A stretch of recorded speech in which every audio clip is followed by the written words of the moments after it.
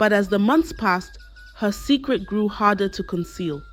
One day, her sister Princess Ngozi walked in on Adaeze as she was changing. Ngozi's eyes widened in shock. "Adaeze, you're with child? How? When?"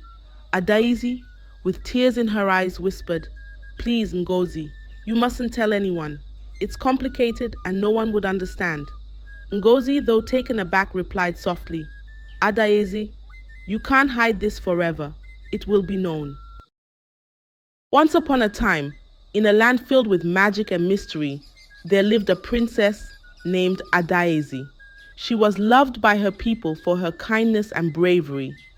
One day, while exploring the old chambers of the castle, Adaeze found a beautifully crafted locket hidden under layers of dust and cobwebs. Curious, she opened the locket and was suddenly enveloped in a blinding light. When she could see again, she found herself in a world that was similar to her own, yet different in many ways. The trees shimmered with silver leaves, and the sky was a vibrant shade of purple. In this parallel world, Adaeze met a palace guard named Chike. Chike was different from the guards in her world. He was daring, with a warm smile that made Adaeze feel instantly at ease. They quickly became friends, and soon their friendship blossomed into love. Each night, Adaeze would open the locket to meet Chike, and they would explore this enchanting world together. However, she soon noticed that each visit made her more tired in her real world. Her once radiant skin began to lose its glow, and her energetic stride turned into a weary walk. One day, an old wise woman in her kingdom noticed these changes. She told Adaeze that the locket was enchanted with powerful magic that came with a heavy price. For every moment spent in the parallel world, Adaeze's life in her real world was shortened. Adaeze was heartbroken. She knew she had to make a difficult choice. The next time she met Chike, she explained everything. They both knew what she had to do. With tears in their eyes, they shared one last longing look before Adaeze closed the locket forever, sealing away the parallel world and her time with Chike. After Adaeze closed the locket for the last time, life in the palace returned to normal. As the days passed, Adaeze tried her best to focus on her duties as a princess, but her heart ached for Chike and the magical world she had left behind. Then, something unexpected happened that changed everything. Adaeze discovered that she was pregnant. Yes, pregnant for Chike, a man that nobody knows, not even her father, the king, or her mother, or even the old woman who told her about the locket. The realization filled her with a mix of emotions. She was overjoyed at the thought of having a part of Chike with her, but she was also scared and confused. How could this be possible, since Chike was from a parallel world? Adaeze knew she had to find answers, and there was only one way to get them: to open the enchanted locket one more time. Knowing the risks, but driven by the love for her unborn child, Adaeze decided to visit the parallel world one last time, to find Chike and tell him about their baby. She opened the locket and stepped into the shimmering, purple-skied world once again. But this time, things were different. The world seemed less vibrant, and Chike was nowhere to be found. Adaeze searched everywhere, her heart growing heavier with each passing minute. As her final moments in this world approached, Adaeze's heart grew heavy with despair. Then, just as she was about to give up and return, she spotted Chike in the distance. Their reunion was bittersweet, filled with joy and tears, but shadowed by the knowledge of their limited time. Adaeze told Chike about their child, and they shared a moment of profound love and connection. But their time was cut short. Back in the real world, the king, Adaeze's father, grew worried about not seeing his daughter around the palace. He walked into her room at the exact moment Adaeze was about to leave the parallel world. In his shock and confusion, he closed the locket, trapping Adaeze in the parallel world. In the parallel world, with the locket now closed and Adaeze trapped, she and Chike faced an agonizing situation. They were together, but in a world where Adaeze didn't belong. The realization that she might never see her own world again, her family, and her people weighed heavily on her heart. But above all, she worried about the future of their unborn child.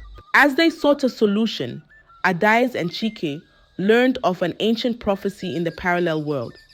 It spoke of a great sacrifice that could open a portal between worlds, but at a grave cost, the life of one who belonged to the parallel world.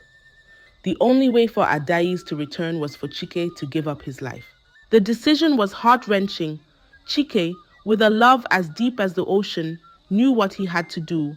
He couldn't bear the thought of Adaeze and their child being trapped in a world that wasn't their own. He prepared to make the ultimate sacrifice, a testament to his selfless love. In a hidden grove under the light of a blood moon, they performed the ancient ritual. As they did, Chike's life force began to ebb away, slowly at first, then more rapidly. Adaeze, tears streaming down her face, held Chike close, whispering words of love and gratitude. In his final moments, Chike looked into Adaeze's eyes, his heart filled with both sorrow and peace, knowing he had ensured the safety of his beloved and their child. As Chike's life slipped away, a portal shimmered into existence. Adaeze, carrying the essence of Chike and their unborn child, stepped through the portal just as the last of Chike's life faded. She found herself back in her own world, in her room, the locket now open but dim, its magic spent. Upon her return to her own world, Princess Adaeze faced a dilemma unlike any other. She carried a secret within her, not just in her heart, but also in her womb, the child of Chike, the brave guard from the parallel world. Knowing the scandal it could cause and the endless questions it would raise, Adaeze chose to hide her pregnancy. She wore oversized gowns and avoided public appearances as much as possible, hoping to hide her growing belly from the prying eyes of the palace and the kingdom. But as the months passed, her secret grew harder to conceal. One day, her sister Princess Engrossing walked in on Adaeze as she was changing. Ngozi's eyes widened in shock. Adaeze, you're with child? How? When? Adaeze, with tears in her eyes, whispered, "Please, Ngozi, you mustn't tell anyone. It's complicated and no one would understand." Ngozi, though taken aback, replied softly, "Adaeze, you can't hide this forever.